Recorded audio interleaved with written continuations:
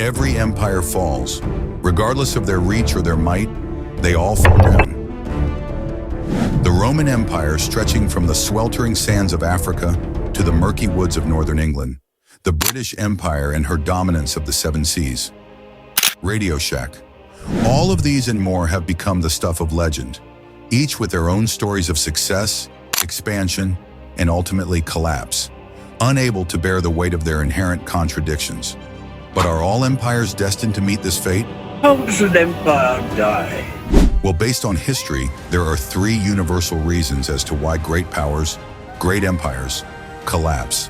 And the question on everyone's mind, probably because it's the title of this video, is the American empire crumbling before our eyes? We are well underway on the ride For the first time in U.S. history, a convicted felon will sit in the Oval Office. We work for the American people. America's not the greatest country in the world anymore.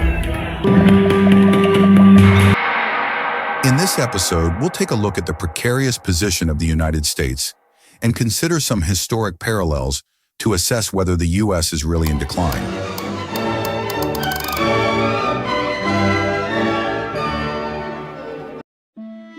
The U.S. empire is falling, and there are three reasons of its impending demise that we can see from looking to the past. People no longer believe in it. Then does an empire begin to die. Let's dive into the fall of Rome, the blueprint for greatness that America seems to be following, right down to its tragic unraveling. Rome, at the height of its grandeur and its glory, a civilization so powerful it could never be conquered from without. Yet it found the seeds of its destruction within itself. The Roman Empire was an unparalleled superpower of the ancient world. Its contributions, architecture, art, law, and philosophy are still seen, studied, and appreciated even today. Conquering vast territories and ruling over millions of people, it literally shaped the world in its image. That is the Roman way. Possibly the biggest and most epic contribution from Rome was its fall, but it didn't fall in a day. It fell slowly. Just like Rome wasn't built in a day, it didn't fall in one either. Instead, the fall of the Roman Empire was death by 1,000 cuts. But there's one reason particular we're going to look at: internal decay. At the height of its grandeur and its glory, a civilization so powerful it could never be conquered from without.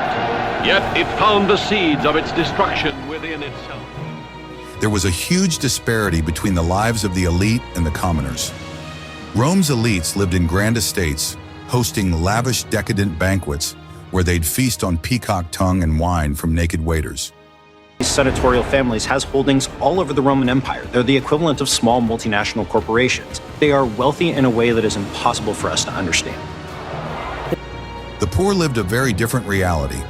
They worked menial jobs and lived mostly on bread and porridge, living in overcrowded, badly built buildings, prone to collapse and spreading disease. Games are all about Roman emperors giving the people what they need, and it's always described as bread and circuses.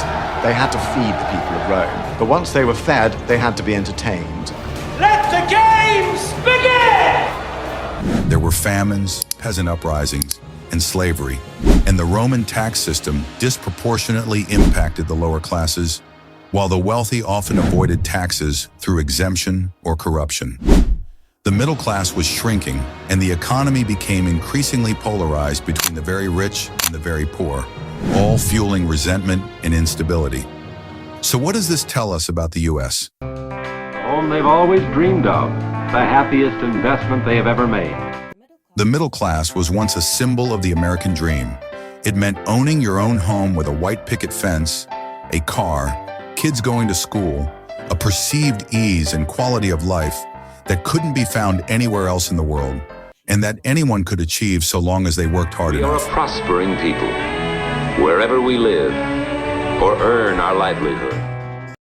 But for the past few decades, That's all become increasingly out of reach for lots of Americans. Some people skipping meals because they simply can't afford it. The number of people experiencing homelessness in a single night went up 12%. Every year, hundreds of thousands of people are literally asking for donations to afford medical treatment. Our roads and bridges are crumbling, our airports are out of date, and the vast majority of our seaports are in danger of becoming obsolete. But Americans from the grocery store to the gas station are seeing their budgets tighten every single month. And the changes suggested would mean higher taxes for the average American family, widening America's already massive income gap. Compare the U.S. to almost any other advanced country, everything costs more. Doctors cost more, drugs cost more, devices cost more. America is devolving into a country that is for the corporations and by the corporations. It's like a big company, like a big corporation, America Incorporated.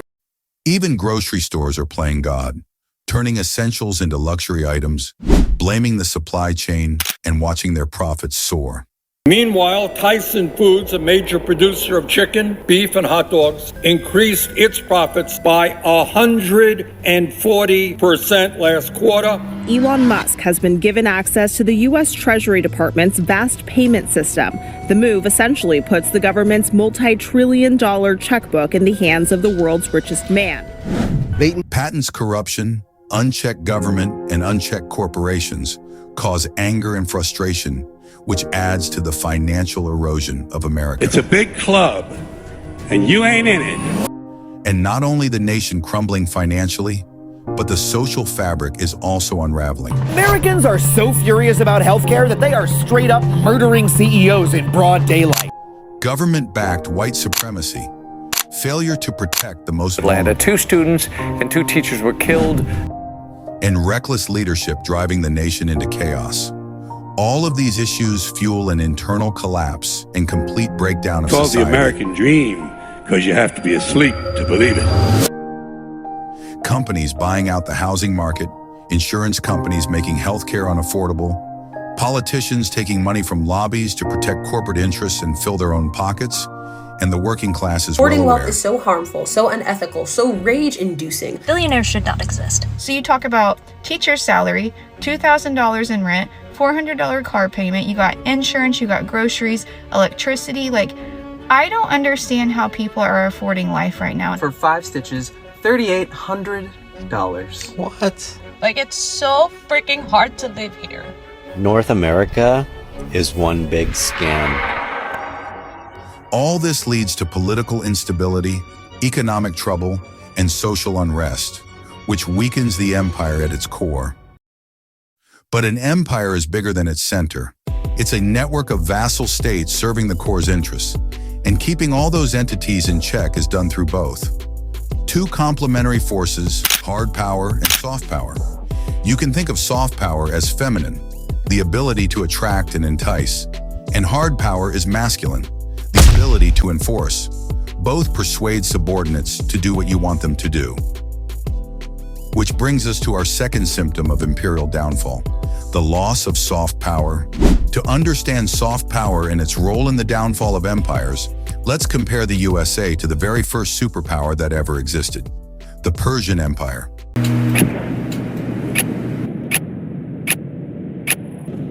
The Persian Empire was unique. It was established and governed primarily through soft power. The first Persian Empire was founded by Cyrus the Great. Cyrus was a political genius. He was an excellent, benevolent manager of men. Jews call him Mashiach, or Anointed One. His own people called him Father, and even the Ionian Greeks whom he conquered called him a just and worthy lawgiver and ruler. Cyrus the Great is a visionary leader and a ruler who was called out by name by the prophet Isaiah 150 years before his birth. Cyrus conquered all that he saw, a realm so vast that it stretched from the sun-baked plains of Mesopotamia to the rugged mountains of Central Asia. He freed the Jewish people from Babylon and built the first stable, sprawling government. The Persian Empire under Cyrus the Great soon became the world's first superpower. It was soft power at its finest. He abolished slavery throughout his entire empire. He allowed conquered kings to stay in their position over their people. And he allowed people the freedom of religion with a highly effective decentralized system. For as long as the leadership was strong and just, all of the subjects worked harmoniously under one flag for the good of the empire. After the reign of Darius the Great, the government became a toxic environment. Kings became greedy and began stealing from the supply of riches. The people below the upper class started organizing riots. The satraps also became more independent. They even waged war on each other. When the people stopped believing in the empire's moral high ground, it lost the intangible glue that held its vast territories together. Once the sprawling empire lost its soft power, it lost all that it has. And just like Persia, America manipulated soft power to become the most powerful nation the world has ever seen. It began after World War II when the U.S. positioned itself as a global leader promoting democracy, economic growth, and cultural influence. Chose the king because he can buy more with his wages than any other worker on the globe. It is the most important idea that the United States has contributed to the world. Citizens of every rank can expect to have a better, richer, happier life.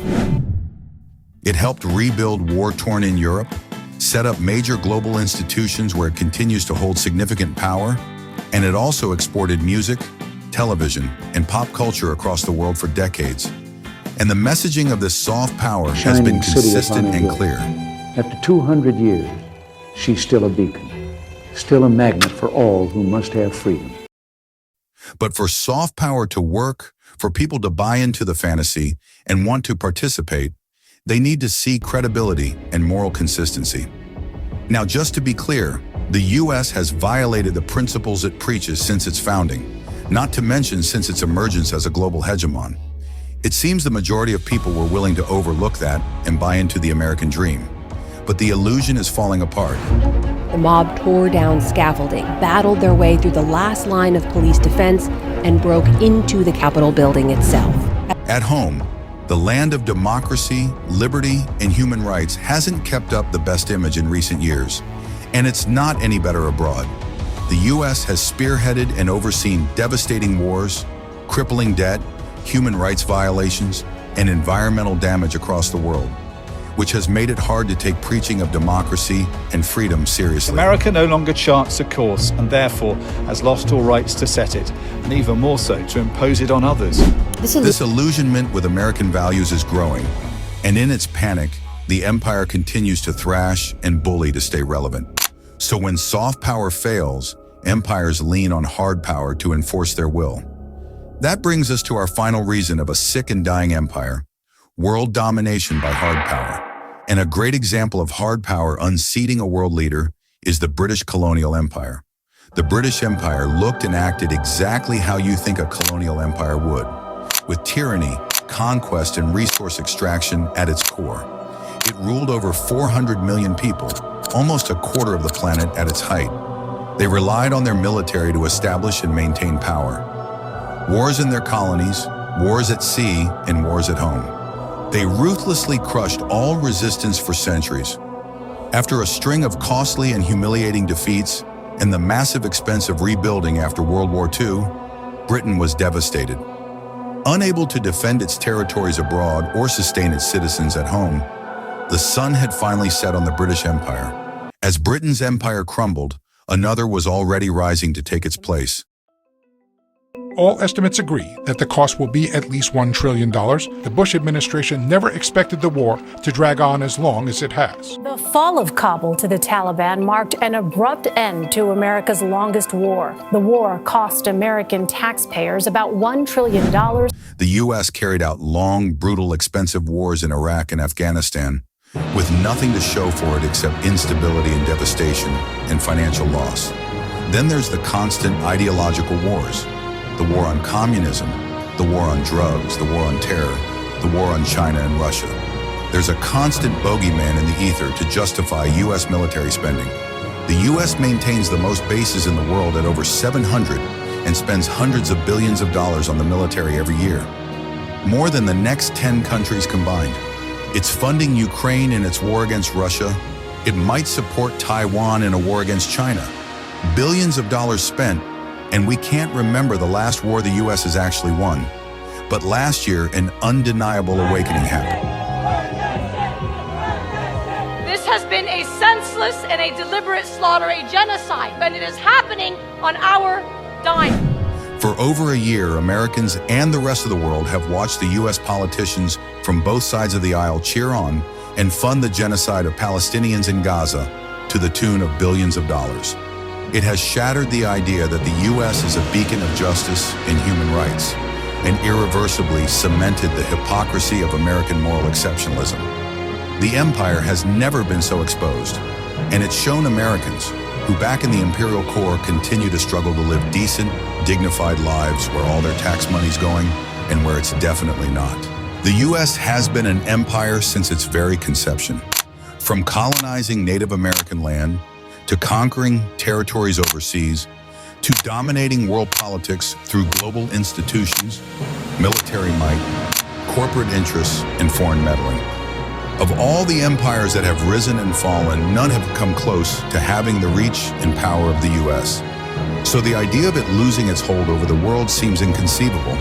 But while all these symptoms are unfolding and the U.S. empire erodes from within and without, it's not doing so in a vacuum. It does so in the middle of a global shift in geopolitics, in a world that's becoming increasingly multipolar, with countries choosing new allies, new frameworks for collaboration, even new currencies. The aim of the alliance is to challenge the economic and political monopoly of the West. All of which is not good for the U.S. See, the way the global system is designed is in many ways for the benefit of America.